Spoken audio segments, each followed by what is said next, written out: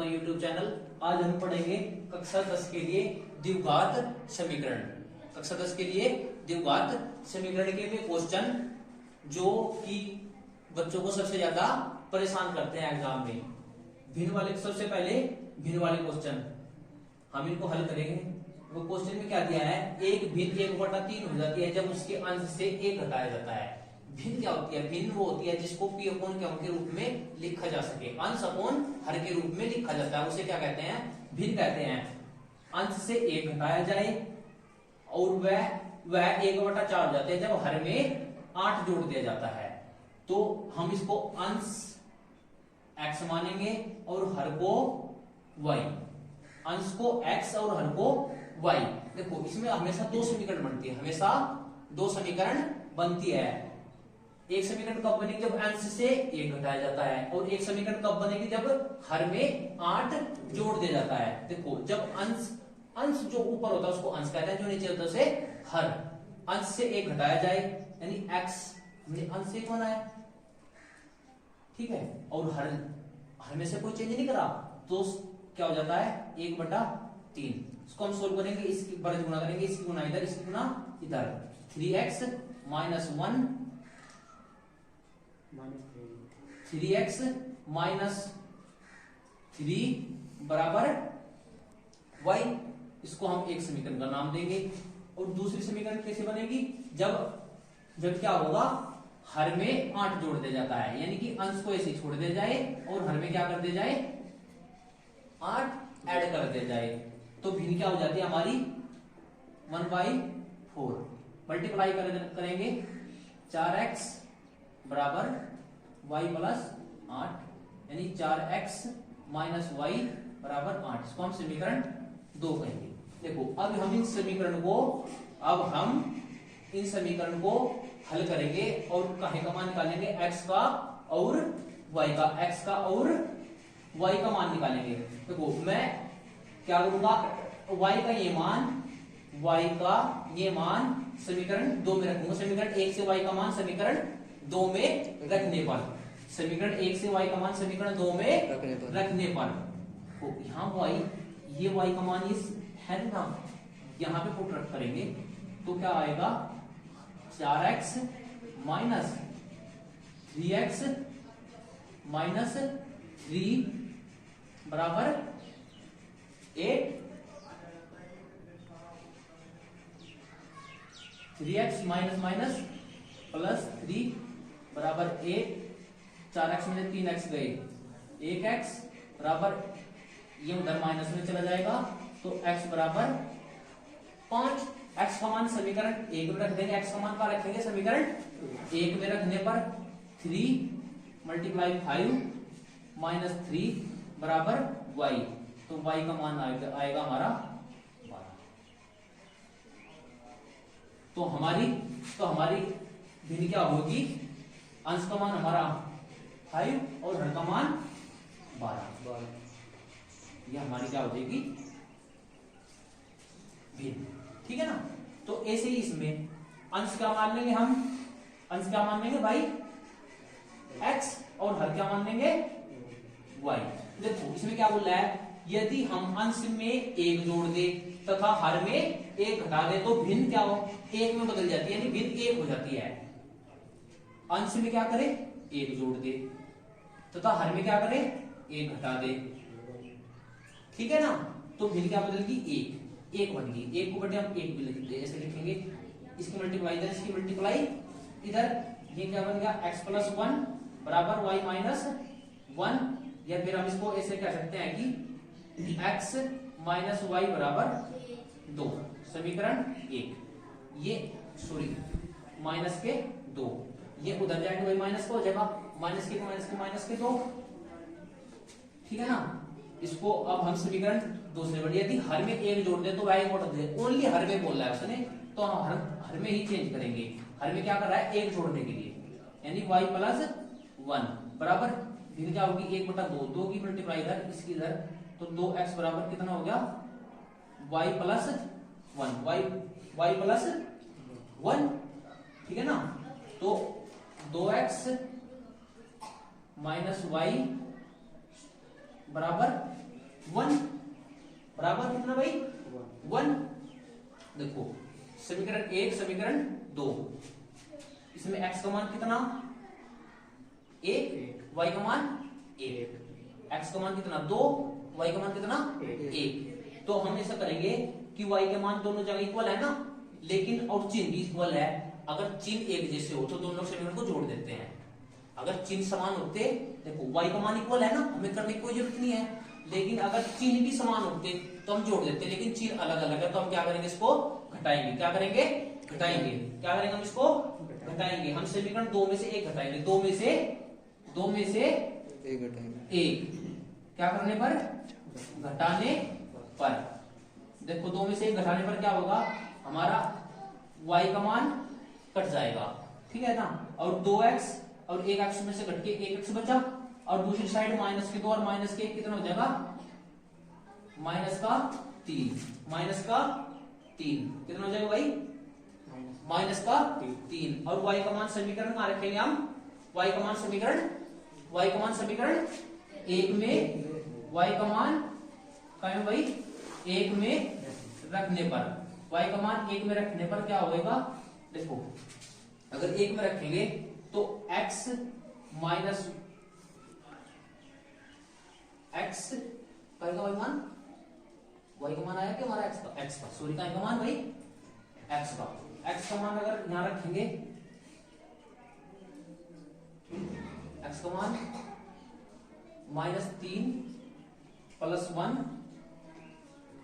-3 minus y बराबर minus के 2, ये माइनस उधर चला जाएगा, माइनस के y प्लस का हो जाएगा, ठीक है ना, ठीक है ना। तो y का मान भी क्या आएगा, माइनस का 1। तो हमारी भिन्न क्या हो जाएगी, भिन्न का बदल जाएगी हमारी, भिन्न क्या हो जाएगी हमारी ऐसी भाई,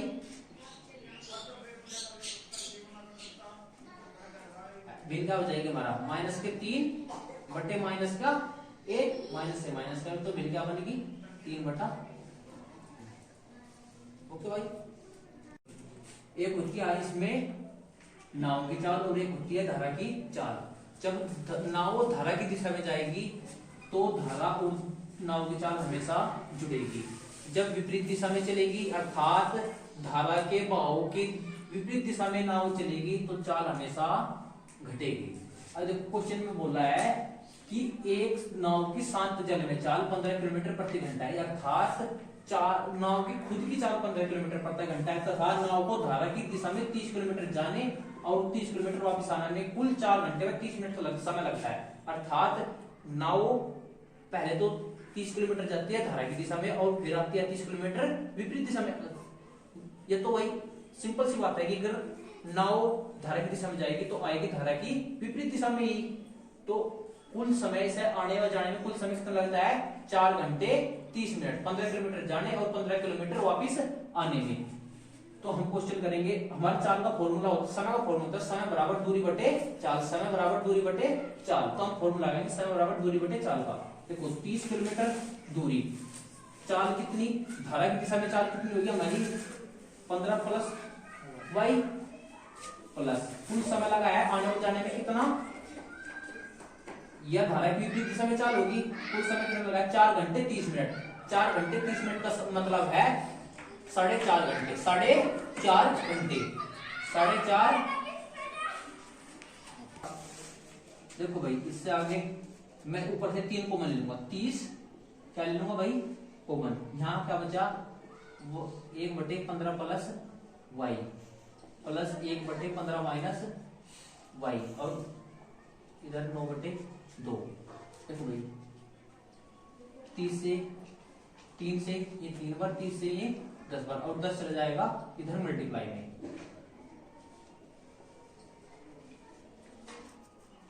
10 दूनी 20, 20 की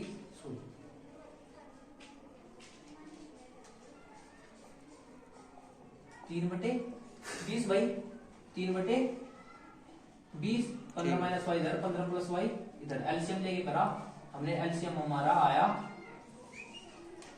15।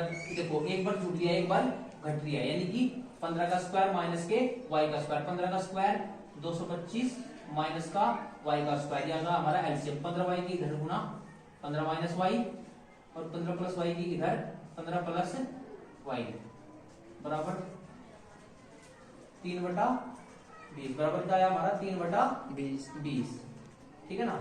तो y से y कट गया और 15 कितना हो गया 30, 30 से 3 डिवाइड हो जाएगा 10 पर, 10 की गुना नीचे 20 में कितना होगा, देखो भाई 15 30, 30/225 माइनस का वाई स्क्वायर बराबर 3/20, 3 से कितनी बार 10 की मल्टीप्लाई 20 में कितना होगा 200, तो कितना बच गया हमारा 1/225 माइनस के वाई स्क्वायर बराबर 3/200 भाई।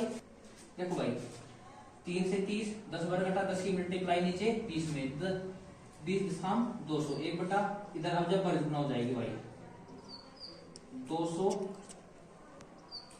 इक्वल टू 225 माइनस का वाई स्क्वायर, 225 इधर माइनस हो जाएगा तो माइनस के 225 माइनस से माइनस कट जाएगा, तो वाई स्क्वायर बराबर बचा हमारा वाई स्क्वायर बराबर कितना बचा हमारा 25, वाई स्क्वायर बराबर 25 और वाई का मान आगे कितना हमारा 5, यानी कि धारा की जो चाल कितनी है 5 किलोमीटर प्रति घंटा। धारा की चाल कितनी है भाई हमारी 5 किलोमीटर प्रति घंटा। धारा की चाल कितनी हमारी 5 किलोमीटर प्रति घंटा। देखो भाई हमने धारा की चाल मानी y, नाव की चाल कितनी थी 7 जल में 15 किलोमीटर प्रति घंटा, 15 किलोमीटर प्रति घंटा। धारा की दिशा में चाल जुड़ जाएगी, धारा की दिशा में चाल घटेगी। 30 15 प्लस वाई, 30/15 प्लस वाई, यानी कि जाने में इसको पूरी तरह समय लगा, आने में 30/15 माइनस वाई, क्योंकि चाल क्या होगी कम होगी, बराबर कुल टाइम कितना लगा 4.5 घंटे अर्थात 9/2 घंटे, 9/2 घंटे। फिर मैंने 30 को मान लिया, यहाँ बचा 1/15 प्लस वाई प्लस ये 1/15 माइनस वाई, 15 माइनस वाई इधर 15 प्लस वाई उधर, एलसीएम कितना आया, एलसीएम कितना आएगा भाई इधर 225 माइनस के वाई स्क्वायर, 225 माइनस के वाई स्क्वायर, 3 से 9 3 बार 30 10 बार, 10 की मल्टीप्लाई 20 में 20 दशम 200, 20 दशम कितना भाई 200, वाई से वाई कट जाएगा 15 15 30, 3 से 3 एक बार 3 से 30 10 बार, 10 की मल्टीप्लाई 20 में 20 दशम 200 बार गुना कर देंगे हम 200 बराबर कितना 225 माइनस के वाई स्क्वायर, 225 इधर आएगा तो 225 माइनस के 225, 200 से माइनस के 225, माइनस के 225 बचेंगे और माइनस के वाई स्क्वायर, माइनस से माइनस कट जाएगा तो क्या बचेगा हमारा वाई स्क्वायर बराबर के 25 और वाई का अंडर रूट वाई बराबर कितना बचेगा 5, तो हमारी धारा की चाल कितनी आ जाएगी वाई बराबर 5 किलोमीटर प्रति घंटा। ओके गाइस, ये हम करेंगे आयु वाले क्वेश्चन, आयु वाले क्वेश्चन। देखो भाई इसमें हमेशा ये तो एक व्यक्ति होगा या दो व्यक्ति होगा, एक वर्तमान की बात करेगा, एक वर्तमान से पहले या वर्तमान से बाद, वर्तमान से पहले या वर्तमान से बाद, हमेशा वर्तमान की आयु मानेंगे। हमेशा कौन सी आयु माननी है, हमेशा कौन सी आयु माननी है वर्तमान की आयु, वर्तमान की आयु। देखो एक आदमी दूसरे आदमी से या तो 2 गुना बड़ा होगा या कितना भी गुना बड़ा होगा या छोटा होगा या बराबर होगा, लेकिन जो बड़ा होगा ना 2 गुना या प्लस उसमें नहीं करना, जो छोटा है उसमें करना है, क्योंकि हमें दो व्यक्तियों को बराबर लाना है, 2 व्यक्तियों क्या लाना है बराबर, 2 व्यक्तियों क्या लाना है बराबर। अब देखो एक इंसान दूसरे इंसान से 2 वर्ष बड़ा है, 2 गुना बड़ा है, कितना बड़ा है 2 गुना का, मैं कहूं 2 वर्ष बड़ा है, कितना वर्ष बड़ा है 2 वर्ष। अगर हमको दोनों बराबर लाने हैं तो मैं बड़े की उम्र को बढ़ाऊंगा पहले या छोटे की उम्र को, छोटे की उम्र को बढ़ाना पड़ेगा ना, कि तभी तो दोनों बराबर आएंगे। तो ऐसे हमको क्वेश्चन करते हुए हमको इतना ध्यान रखना है। देखो 5 वर्ष पूर्व नूरी की आयु सोनू की आयु की 3 गुना थी, 5 वर्ष पूर्व नूरी की आयु सोनू की आयु से 3 गुना, 10 वर्ष पश्चात नूरी की आयु सोनू की आयु की 2 गुना हो जाती है।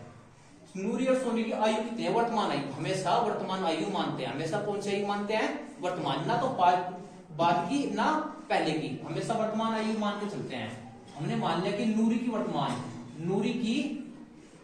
आयु, नूरी की वर्तमान आयु x और सोनू की सोनू की वर्तमान आयु y। अब देखो, अब शुरू से पढ़ेंगे का स्टेप। 5 वर्ष पूर्व नूरी की आयु सोनू की आयु की 3 गुनी। 5 वर्ष पूर्व का है ना, पूर्व। अगर देखो इनकी वर्तमान आयु x है और पूर्व की बात करेंगे तो घटाएंगे। अगर मैं अब कहूं कि आपकी आयु 10 साल और 5 वर्ष पहले पूछूं तो आप क्या कहेंगे कि 5 साल। कैसे करेंगे? 10 माइनस 5 5। तो ऐसे ही कहेंगे कि 5 वर्ष पूर्व नूरी की आयु कितनी थी? 5 वर्ष पूर्व नूरी की आयु कितनी? नूरी की आयु कितनी थी भाई 5 वर्ष पहले? x माइनस 5 तथा सोनू की कितनी थी भाई? सोनू की आयु क्या थी 5 वर्ष पहले? y माइनस 5 थी ना। लेकिन इसने कहा है 5 वर्ष पूर्व नूरी की आयु सोनू की आयु की 3 गुना थी, यानी कि नूरी बड़ी है ना 3 गुना। क्या गुना बड़ी? 3 गुना। यानी यो है ना, ये तो नूरी की आयु 5 साल पहले और या सोनू की आयु यह 3 गुनी है, या 3 गुनी है इसके 5 साल पहले। तो किसे करना पड़ेगा 3 गुना? इसे करो किसे? हमें तो छोटे बड़े को करते हैं। किसको? छोटे बड़े को। जब इसको 3 गुना करूंगा तो किसके बराबर पहुंचेगा? ये 3 गुना है ऑलरेडी। देखो ये 10 है, मान के चलो ये कितना है 10। अब ये 3 गुना यानी कितना है 30। 10 का 3 गुना 30। अगर 30 ही आया है और ये आया, अगर दोनों को बराबर करना है तो किसी में गुना करूंगा 3 की 10 वाले में तो करूंगा, क्योंकि भी तो उसके बराबर पहुंचेगा। तो एक समीकरण यहां से बन जाएगी हमारी x माइनस 5 बराबर 3y माइनस 5। तो क्या आएगा? x माइनस 5 बराबर 3y माइनस 15। ठीक है ना। या हम इसको कह सकते हैं x माइनस 3y बराबर, ये उधर जाएगा प्लस का हो जाएगा। ठीक है ना, ये उधर जाके प्लस का, और माइनस 15 प्लस 5 कितना हो जाएगा? माइनस के 10। माइनस के 10। एक समीकरण हमारी यह बनेगी, एक समीकरण होगी। अब दूसरा समीकरण बनेगी। इसने आपसे बोला है 10 वर्ष पश्चात, 10 वर्ष पश्चात, अब से 10 वर्ष बाद। अब से 10 वर्ष बाद नूरी की आयु कितनी होगी भाई? x प्लस 10 बाद, यानी कि 10 ऐड करेंगे। और सोनू की कितनी होगी भाई? y plus 10। y plus 10। ये देखो 10 वर्ष पश्चात नूरी की आयु सोनू की आयु की कितना? 2 गुना। 2 गुना कितनी होगी भाई? 2 गुना। अर्थात यहां से समीकरण बनेगी हमारी x प्लस 10 बराबर 2y plus 10। x plus 10 2y plus के 20, x माइनस 2y बराबर 20। माइनस को उधर चला जाएगा भाई, 20 माइनस 10 कितना हो जाएगा? 10। एक समीकरण हमारी ये बनेगी 2 और एक समीकरण 1। देखो यहाँ पे क्या है हमारा AC, पहले वो बताया था कि x का मान दोनों जगह इक्वल है। x का मान इक्वल है, हमें इक्वल करने की कोई जरूरत नहीं है। लेकिन दोनों विपरीत निशान के हैं। दोनों क्या है विपरीत क्या है ना, दोनों विपरीत क्या है, तो माइनस होंगे। हम क्या करेंगे? घटाएंगे। हम क्या करेंगे? समीकरण जोड़ेंगे नहीं, क्या करेंगे?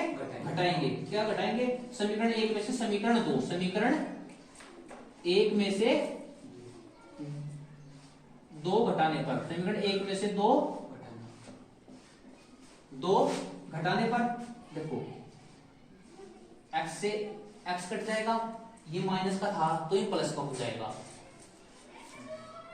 सॉरी, समीकरण 2 में से समीकरण 1 में से 2 घटा रहे हैं ना 2, तो इसके चिन्ह पलटेंगे। ये माइनस का था तो काय का हो जाएगा?